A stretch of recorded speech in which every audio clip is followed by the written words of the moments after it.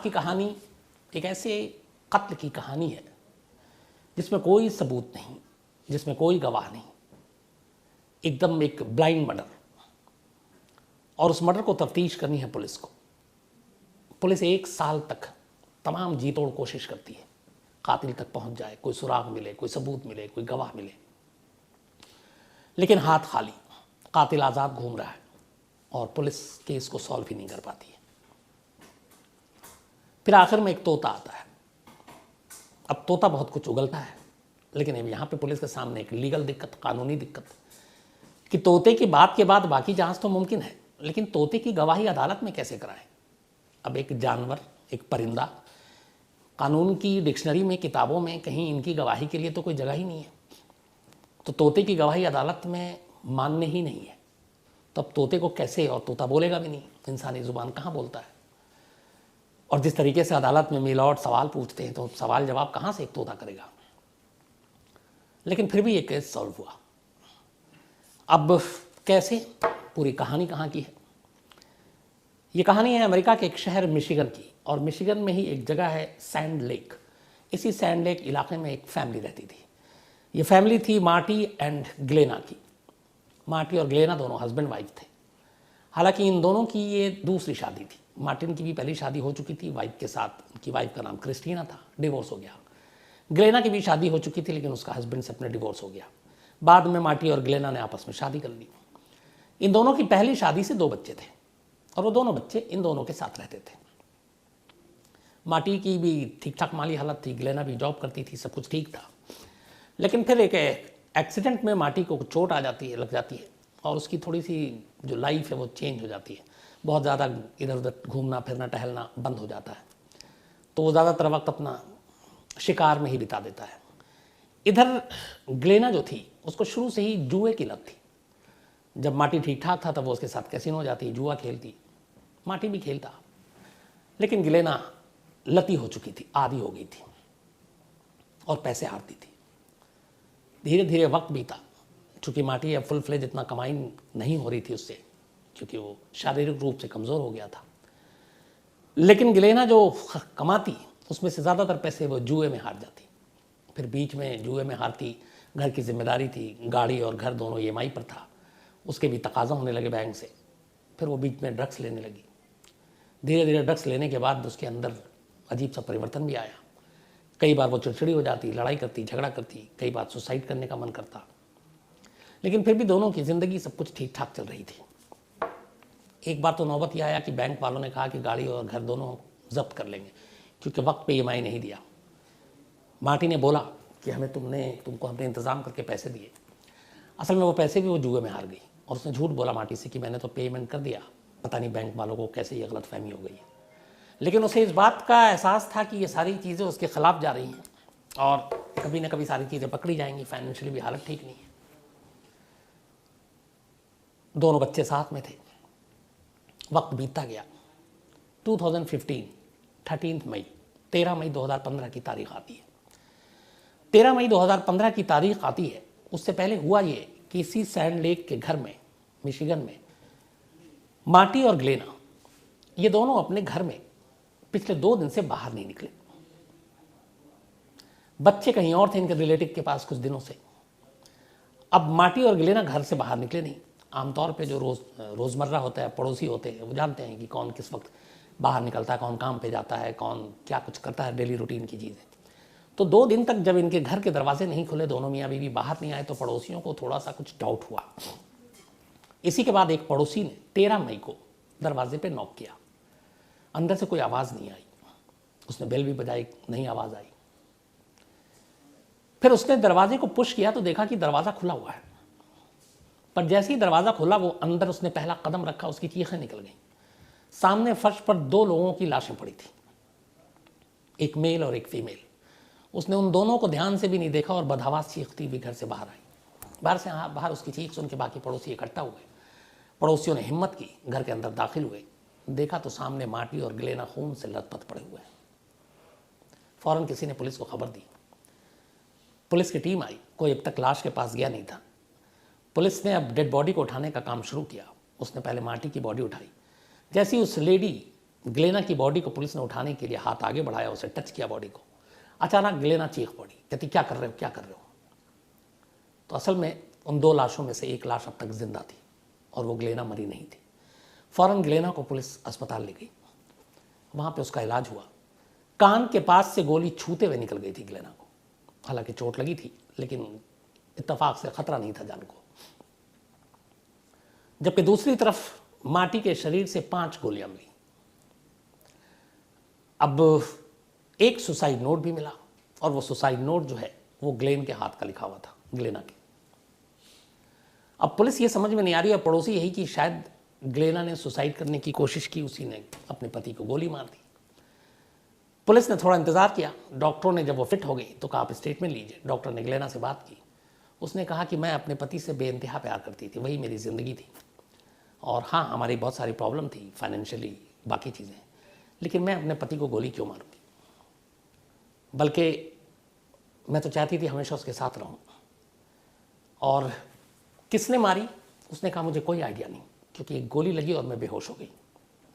इसके बाद मुझे माटी की भी हालत पता नहीं। अब पुलिस ने सारे घर की तफ्तीश की, फिर बच्चे आ गए, उनसे पूछताछ की, पड़ोसियों से पूछताछ की, कोई क्लू, कोई सुराग नहीं, और कोई ऐसी चीज़ नहीं मिली जिससे कातिल तक पहुंचा जा सके। पुलिस ने इनाम भी डिक्लेयर किया कि कोई इस कत्ल के बारे में सुराग दे, लेकिन कोई फ़ायदा नहीं। धीरे धीरे वक्त बीतता गया, इस दौरान में सारे कॉल डिटेल और ये सब भी निकाले गए। हालांकि घूम फिर के पुलिस को शक ग्लेना पे भी हुआ, ग्लेना से कई बार पूछताछ की। उधर ग्लेना की दिमागी हालत भी ठीक नहीं थी, बीच बीच में तो कई बार रो पड़ती, कई बार उसकी याददाश्त कमज़ोर होती, कुछ बातें बताती, कुछ नहीं बताती। लेकिन कोई ऐसा सबूत, पुलिस को शक तो था लेकिन कोई सबूत ही नहीं था कि वो ग्लेना को कातिल करार दे अपने ही पति का। वक्त बीतता गया, पुलिस के हाथ खाली थे, तमाम तफ्तीश कर ली। 13 मई 2015 को डेड बॉडी मिली थी और मई 2016 आ गया, मई 2016, 1 साल बीत गया। इस दौरान ये हुआ कि जब ये दोनों लहूलुहान मिले, उसके बाद माटी की मौत हो गई, ग्लेना हॉस्पिटल से घर आ गई, तो माटी की पहली वाइफ क्रिस्टीना ये घर आई, और ये उस वक्त घर आई जब ग्लेना हॉस्पिटल में थी और माटी की डेथ हो चुकी थी। अब बच्चे तो रिश्तेदार के पास थे। ये जो तोता था एक माटी के घर में, ये अफ्रीकी तोता था, ग्रे कलर का, इसका नाम था बड। ये तोता असल में क्रिस्टीना ने ख़रीदा था जब उसके साथ माटी की शादी हुई थी, पहली वाइफ उसकी। तो जब उसके पहले हस्बैंड की मौत की खबर आई तो वो भी शोक जताने आई।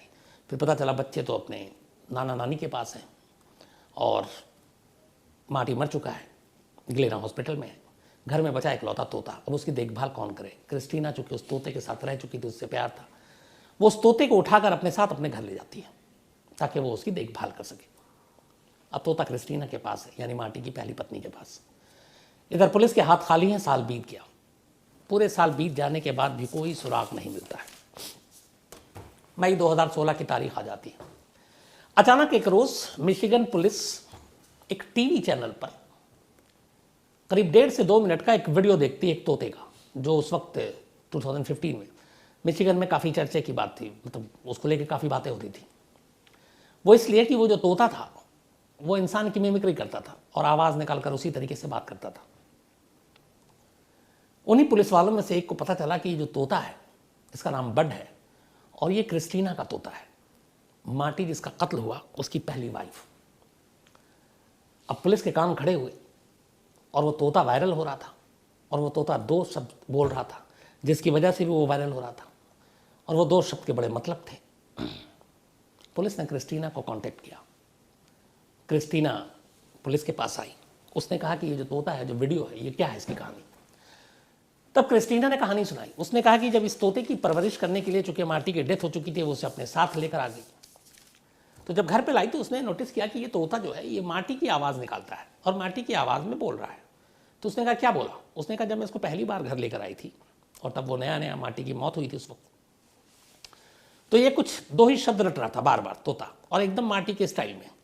तो उसने कहा वो कौन से शब्द थे। तो उसने कहा पहला था ये बार बार तोता कह रहा था शट अप शट अप, और दूसरा था डोंट शूट डोंट शूट। तो उसने कहा बस ये 2 ही लाइनें जो हैं ये माटी की आवाज़ में तोता बोल रहा लगातार, shut up and don't shoot. अब एक तोते के मुंह से ये 2 चीज़ें इससे दो मतलब, अब पुलिस वालों ने इस पर पूरा रिसर्च करना शुरू किया। तो शटअप का मतलब यहाँ पे पुलिस ने निकाला कि माटी उस वक्त गुस्से में था, और डोंट शूट का मतलब ये हो कि कोई ना कोई माटी को गोली मारना चाह रहा था और माटी उससे रोक रहा था। पुलिस ने कहा क्रिस्टीना से कि जब ये तोता बोल रहा था तो आपने पुलिस को क्यों नहीं कांटेक्ट किया। उसने कहा शुरू में उसे खुद समझ में नहीं आया कि ये क्या है, बाद में उसे लगा कि शायद ये माटी की आवाज़ है, और माटी ही नहीं कुछ आखिरी वक्त में ऐसा बोला होगा। लेकिन अब एक तोते की गवाही कोई इंसान कैसे माने, तो मैं इसको लेके बड़ी कंफ्यूज थी। फिर मैंने इसका वीडियो बनाया, चूँकि तोता दिन भर ये बोलता रहता था, तो मैंने उसका वीडियो शूट किया करीब 1.5 मिनट का। और उस वीडियो को शूट करने के बाद मैंने रख लिया। मैं पुलिस के पास इसलिए नहीं गई कि पुलिस वाले भी हंसेंगे।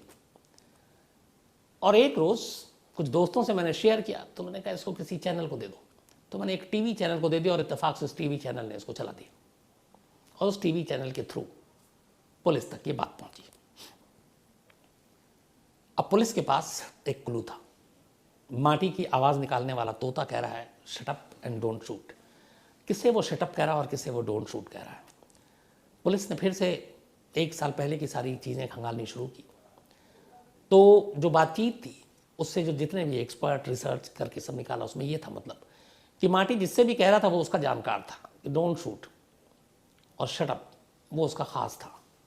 तब उस घर में उस दिन जो पुलिस ने पड़ोसियों से सारे बयान लिए, तो कोई भी ऐसा नहीं मिला था विटनेस की जिसने किसी बाहरी शख्स को अंदर आते हुए देखा और या फिर बाहर जाते हुए देखा। तो पुलिस को लगा कि ये बात ग्लेना ही का कर सकती है, और शायद माटी ने ग्लेना को ही रोका कि डोंट शूट। अब सवाल यह है कि तोते की गवाही है, लेकिन कानून मानेगा नहीं, पुलिस करे तो क्या करे। पुलिस ने साल भर के बाद ग्लेना को दोबारा उठाया, तोते की बातें कराई, बताई, और इसके बाद थोड़ा सा अपने तरीके से शायद पूछताछ की। इस बार जब पूछताछ की तो लंबा वक्त इसमें भी लगा। ग्लेना लगातार इनकार करती रही, पुलिस को उलझाती रही। 2016 में तोते की कहानी सामने आई, और अब 2017 आ गया, 2017, यानी माटी के कत्ल को 2 साल हो चुके थे। लेकिन 2017 में आखिरकार पुलिस ने हर तरफ से जब सारे सबूत निकाले और कहा कि कोई और कातिल नहीं है सिवाय तुम्हारे, ग्लेना टूट गई। और फिर ग्लेना ने अपना इकबाल जुर्म किया। उसने कहा कि मुझे जुए की लत थी, ड्रग्स लेने लगी, जो कर्जा बढ़ रहा था EMI का, बैंक के घर और गाड़ी तक गिरवी हो गए थे। मुझे माटी ने कुछ पैसे दिए, वो भी मैं जुए में हार गई। माटी मुझे इस बारे में हमेशा टोकता था, तो हमारे बीच में ज़्यादा लड़ाई होने लगी। फिर मुझे लगा कि मैं सुसाइड कर लूँ, पर सुसाइड करने की मुझे हिम्मत नहीं हुई। तो मुझे लगा कि ये तो रोक टोक से चलता रहेगा, माटी मुझे टोकता रहेगा। तो मुझे लगा कि इस झंझट से निकलने का एक ही तरीका कि माटी को ही रास्ते से हटा दूँ, और इसीलिए मैंने माटी को गोली मारी, 1 2 नहीं बल्कि 5। और पुलिस को उलझाने के लिए खुद एक गोली अपने कान के पास से छूते हुए बाहर निकाल दी, ताकि पुलिस को यकीन हो जाए कि या तो मुझे भी गोली मारने की कोशिश की गई थी। उसने इकबाल जुर्म किया। पुलिस ने फिर उसको माटी के कत्ल के इल्ज़ाम में गिरफ्तार कर लिया, और इस तरीके से ये केस सुलझा एक तोते की वजह से। लेकिन पुलिस के सामने ये था कि तोते की गवाही की वजह से बाकी चीज़ें तो मिली, लेकिन तोते की गवाही कोर्ट में मान्य नहीं थी। तो जो बाकी सपोर्टिव एविडेंस थे वो पुलिस को कलेक्ट करने थे। फिर ग्लेना के बयान के बाद वो पिस्टल भी पुलिस ने बरामद की जिससे ग्लेना ने कत्ल किया था। वो मोटिव भी सामने आया, फिर वो सारे फिंगरप्रिंट्स भी मिले। सारी चीज़ें काफ़ी थी ग्लेना को कातिल करार देने की। लेकिन इस केस की जड़ में, इस केस को खोलने की बुनियाद में जो सबसे ऊपर रहा वो था बड, अफ्रीकी ब्रांड का वो तोता, ग्रे कलर का, जो माटी का तोता था। और ग्लेना जो है जब कत्ल हुआ तब ये चीज़ गलती कर बैठी थी। जिस रूम में कत्ल हो रहा था ये तोता उसी रूम में पिंजरे में था, और वो सब कुछ अपनी आंखों से देख रहा था और अपने कानों से सुन रहा था। तो जब गोली चली, जब पहले पिस्टल निकाली, तब माटी को लगा था कि ये ऐसे ही मजाक कर रही है, लेकिन फिर उसने गुस्से में डांटा था शट अप। लेकिन जब उसने फिर कहा कि अब मैं तुम्हें मारने जा रही हूँ, तब उसने कहा था डोंट शूट कई बार। और तोते ने ये सारी चीज़ें सुनी और देखी भी। कत्ल होने के बाद जब तोता वहाँ से निकला तो तोते ने उसी माटी के आवाज़ में लगातार ये 2 ही चीज़ें कही जो उसने आखिरी वक्त में देखा था। अपने मालिक के कत्ल का वो चश्मदीद था, और ये 2 शब्द जो माटी की ज़ुबान से निकले वो उसने पकड़ लिए, और वो उन्हें रटता रहा। तब तक रटता रहा जब तक क्रिस्टीना उसकी इस बात को समझ नहीं गई कि ये कुछ कह रहा है। और इस तरह से एक तोते ने अपने मालिक के कत्ल का राज उगल दिया और कातिल तक पुलिस को पहुंचा दिया। तो ये थी कहानी, एक तोते की कोशिश, एक तोते की वजह से एक इंसान का पकड़ा जाना।